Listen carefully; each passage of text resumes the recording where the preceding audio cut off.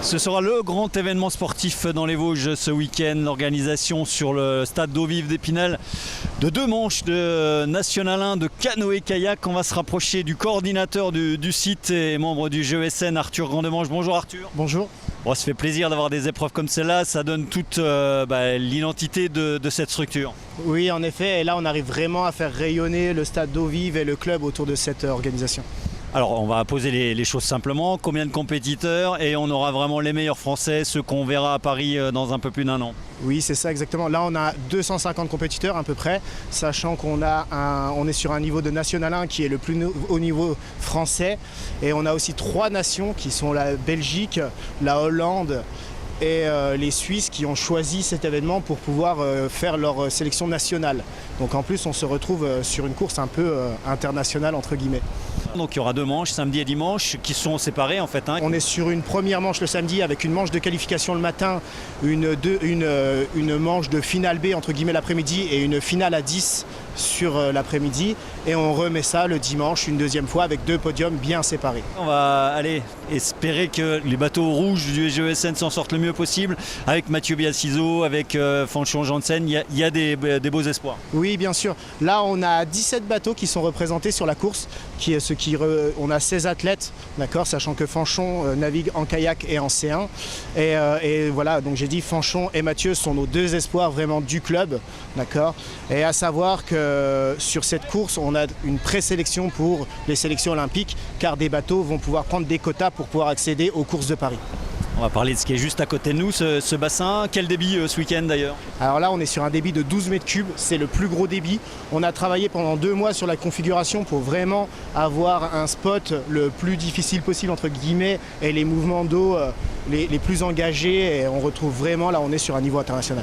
Qu'est-ce qui se dit dans le petit milieu du CK sur ce bassin? Alors là, sur la semaine, on a eu 700 passages sur les entraînements d'athlètes et les retours sont vraiment positifs. Tout le monde est vraiment content de trouver un nouveau bassin en France de niveau international. On a vraiment de très bons retours. Par rapport à Pau, il y a toujours ce comparatif. Qu'est-ce qui se dit? Alors, on n'est pas du tout sur le même type de bassin. Pau n'a pas de plot en plastique et un peu plus grand, plus large.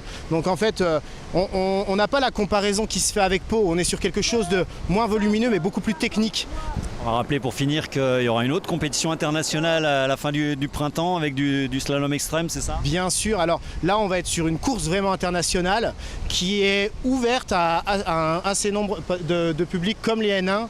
Et en fait, c'est une course qui permet de pouvoir se classer au classement international, au classement mondial. On va rejoindre Mathieu Biassiso, l'une des grandes chances de podium, de médaille, voire de victoire du GESN lors de cette compétition. Mathieu, on va le rappeler, champion du monde par équipe, médaillé de bronze par équipe également. Bonjour Mathieu. Bonjour. En individuel, pardon. Comment se présente cette compétition? Dans quel état de forme êtes-vous? Je suis en pleine forme, en tout cas j'espère. J'ai retour d'Australie, donc j'ai fait ma préparation au show, ce qui s'est plutôt bien passé. Et ensuite, il faut gérer un petit peu le jet lag parce que je suis rentré seulement samedi dernier, mais ça devrait le faire. Et puis la compétition se présente bien, le bassin est en état, on a les 12 mètres cubes qu'il faut. Et malgré le vent et puis un petit peu de pluie et un temps de début mars, ça va faire. On va rappeler les enjeux, c'est qu'une première manche, enfin 2 manches en fait, mais c'est important quand même. Ouais, ça va être particulièrement important pour moi parce que je ne suis pas présélectionné pour courir les piges de cette année pour accéder aux équipes de France. Donc je dois performer sur la course de samedi cette semaine, ce week-end. Donc objectif, podium minimum?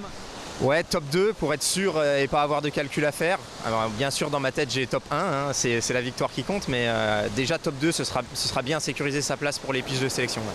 Kayak monoplace français, on sait que c'est très dense, très compliqué. Qui vous allez regarder de près ce week-end? Alors j'ai plusieurs compétiteurs, j'ai des jeunes qui poussent un petit peu, mais j'ai surtout Mathurin Madoré à éliminer. Il y a 2 places, donc il faut soit l'éliminer, soit partir avec lui, prendre la place pour les piges de sélection, mais ça va être un gros candidat. Ouais. Tout dernier mot sur le bassin, vous avez commencé à en parler. Qu'est-ce qui se dit dans le milieu? Est-ce que le bassin plaît? Ouais, les gens sont assez agréablement surpris. On avait dit, on va dire petit budget. Dans le milieu du kayak, c'est un petit budget pour un bassin. Je pense que Julien Gaspard a fait du bon boulot pour tirer un petit peu tout vers le bas, les dépenses vers le bas et avoir un outil qui est particulièrement magnifique. Il est un petit peu court, on le sait, mais c'est un standard très bon national, voire international. Après les championnats de France des clubs l'automne dernier, deuxième grosse compétition donc sur le bassin spinalien ce week-end avec des séistes et kayakistes qui représenteront la France lors des Jeux de Paris. Rendez-vous samedi et dimanche après-midi pour les finales. On y revient largement lundi dans l'émission Côté Sport avec le kayakiste spinalien Mathieu Biazizo en plateau.